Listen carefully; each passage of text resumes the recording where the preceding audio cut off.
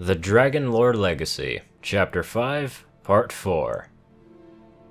The dragons had all watched from the distance as the guards had gathered the bases, leaving only wooden outposts or degradable waste. And they are not to return for any reason? Asked Eliansa, leaning down to her son, wondering if there was something in the message missed, and he shrugged. Well, not unless we give them a reason to. Celestia thought that you were holding me against my will. I said otherwise, though.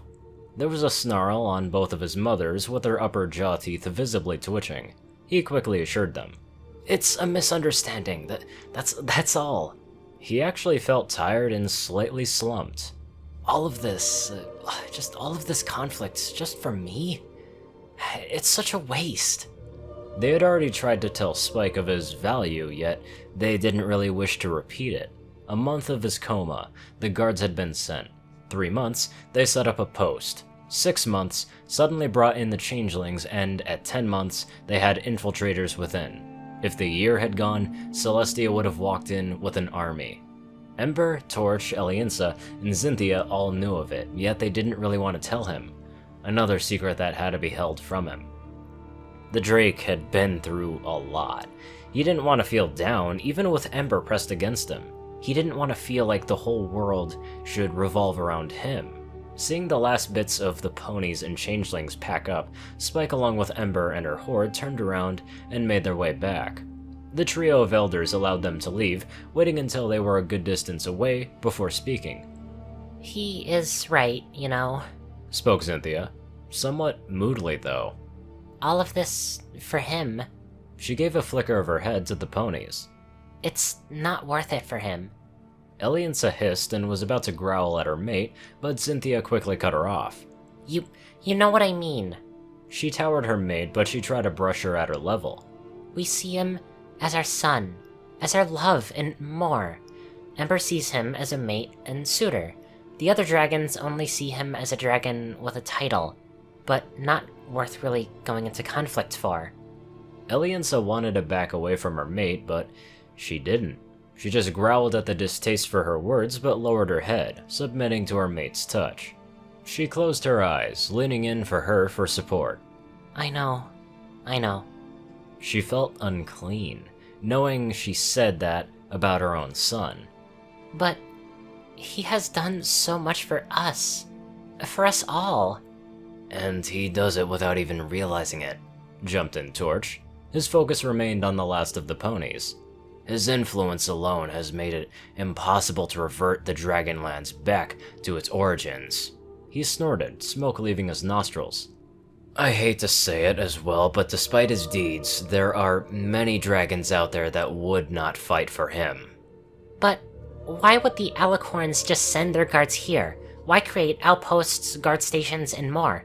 Why the near conflict just because of him? Eliansa almost pleaded for an answer. So why did they set all of this up for him? Well, his deeds in Equestria have made him popular. He looked at her from the corner of his eyes. Surely, you have seen his memories, correct? Why have you not been able to see that he has made an impact on the ponies? He shifted his giant form to turn to them slightly.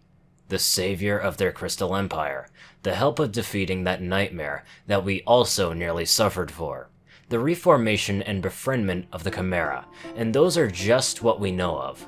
Who's to say that there isn't more to what he has done over there, or outside of his view? The giant dragon then pointed his giant paw to the retreating ponies. They are clearly here because he means more to them than he does to us. That means that we would have sacrificed unnecessary blood and scales on our end, if we simply handed him over to them.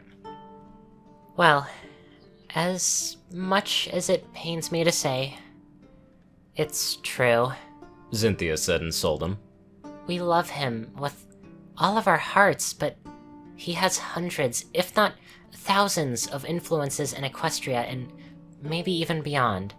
Helping save the world or an empire or defeating chaos gods, he has gained love and favoritism from them.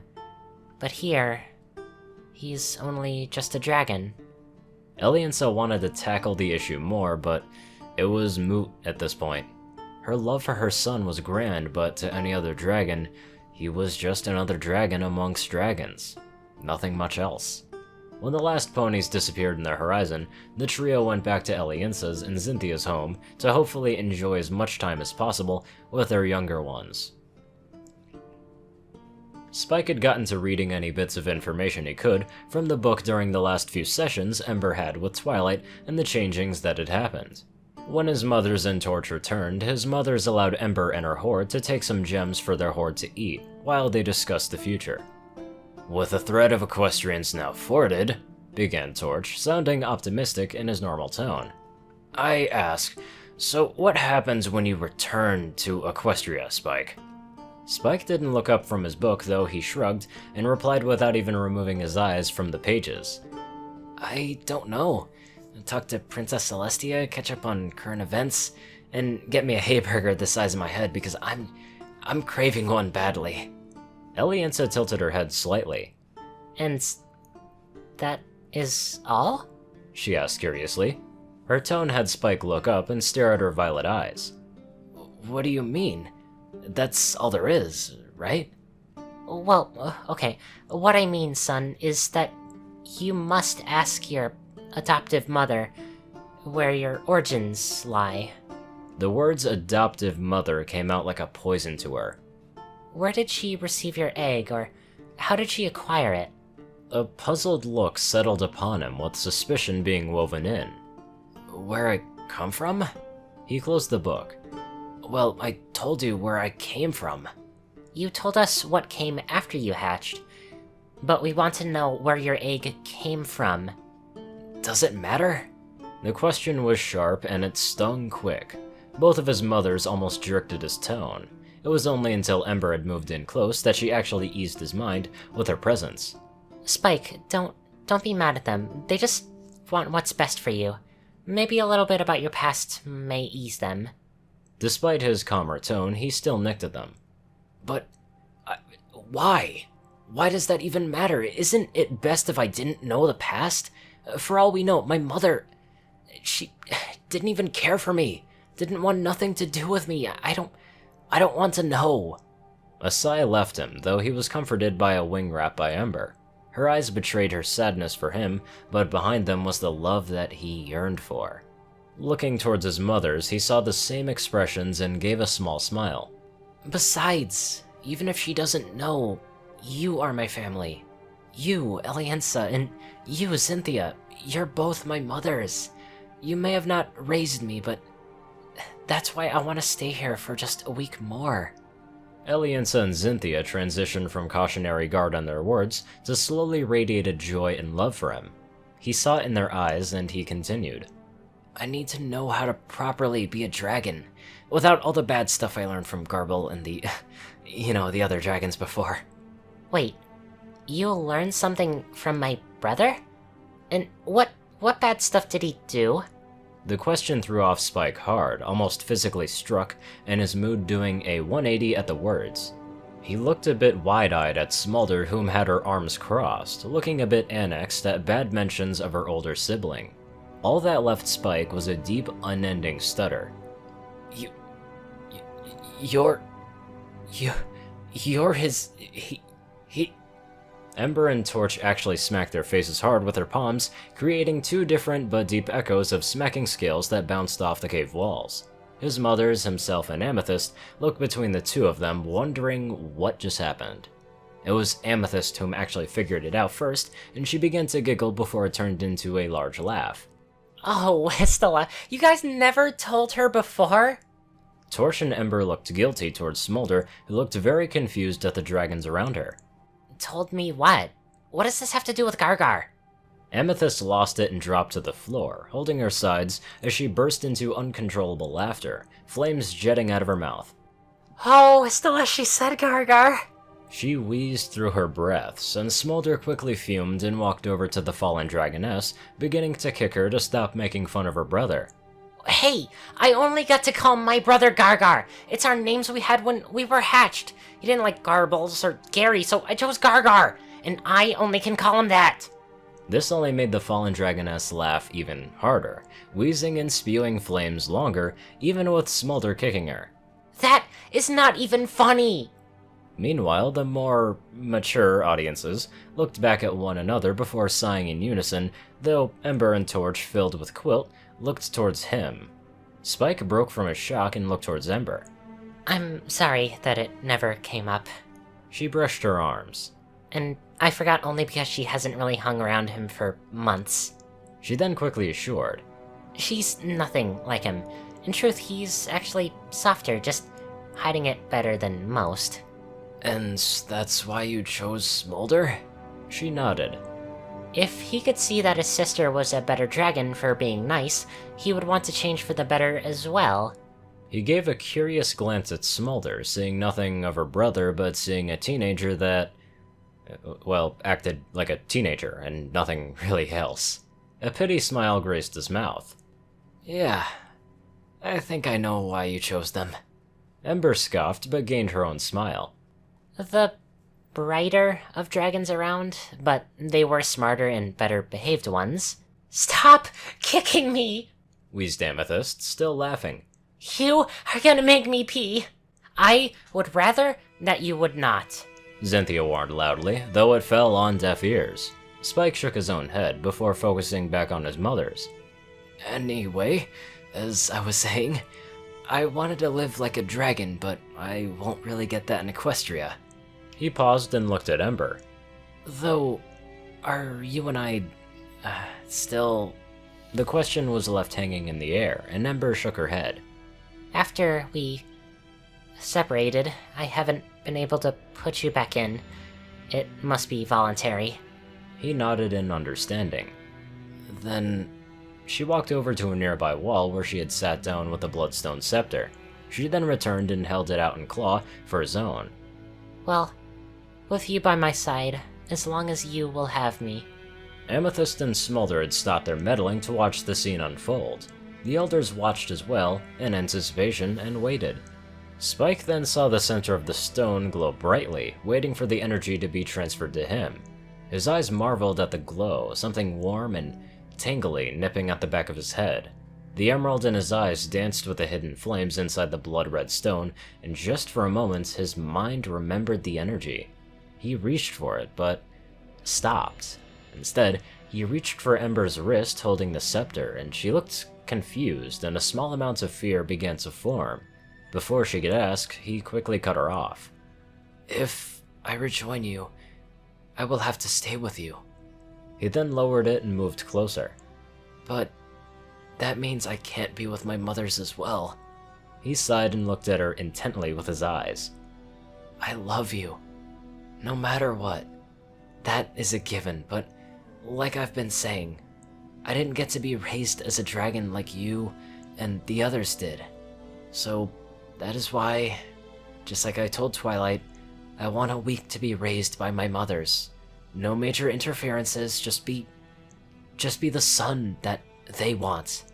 He then leaned in and blew a gentle kindle across her face. In 1 week, I'll return to you, and forever and eternally. I'll grab the scepter and we can be together again. And I will be by your side, and never to let go until our final breath. And then you and I will be bonded. Ember had never experienced such words in her life, at least not to herself directly. The few times she had heard words as beautiful and as kind as that have been true love dragons. Dragons that have bonded and fallen so deeply in love that their vows were set in blood and flames. His father did so with her mother before she was conceived. Every now and then, before and after her own mother's awakening, he would remind her of the words that he had told her years ago and repeat them to her. Spike, as young as he was, spoke of ages and wisdom and care that even dragons many times older than her father could not comprehend. His adoption from his pony family made him far more intellectual than most dragons combined, and it speaks volumes. Her heart swelled with love and she nodded, lowering the staff. One week, she confirmed. 1 week to enjoy your life as a dragon. He smiled and brushed his snout against hers. 1 week. He then turned around to see everyone giving him gazes of absolute adoration. His mothers looked ecstatic and enraptured by his words, while Amethyst was gushing with her own love, shedding tears of joy for her horned master. Smolder had calmed down enough to somewhat enjoy that Spike would come back, but he would get a chance to live as a dragon. Torch felt a huge weight off of his chest, knowing that soon his daughter and future son by Bound were to reunite in a week. His mate would love to see them both. Clearing his throat to gain their attention, he spoke in a bit of a cheerful gruff. Now that we've settled any problems, for the time being that is, what say we enjoy the day and spend it outside? We've only been outside for the time being, and it was a bit moot. The others nodded and confirmed their own agreements. Spike and Ember agreed and walked in claws as they all made their way outside, though Spike did have one more thing to say. So, since I beat the trials, have you three decided what I would be good for later on in life? This caused the three larger dragons to stop and look at him. I mean, Ember and I will return to one another, but I still kind of wish to know what I will be. An advisor, an elder, successor, anything? There was hesitation for their responses, trying to figure that out themselves. Turning fully towards him, they looked at each other, wondering if the other had a clue as well. Xynthia shrugged and Torch raised an eyebrow. Elianza looked at them both and turned to her son. Well, in truth, son, your intelligence, your skills, adaptation, cunning, and quick wit, well, that makes you a perfect candidate for all three. Spike looked confused, cocking his head to the side. So, I can choose whichever I want? You can. Xynthia answered, though she looked a bit conflicted.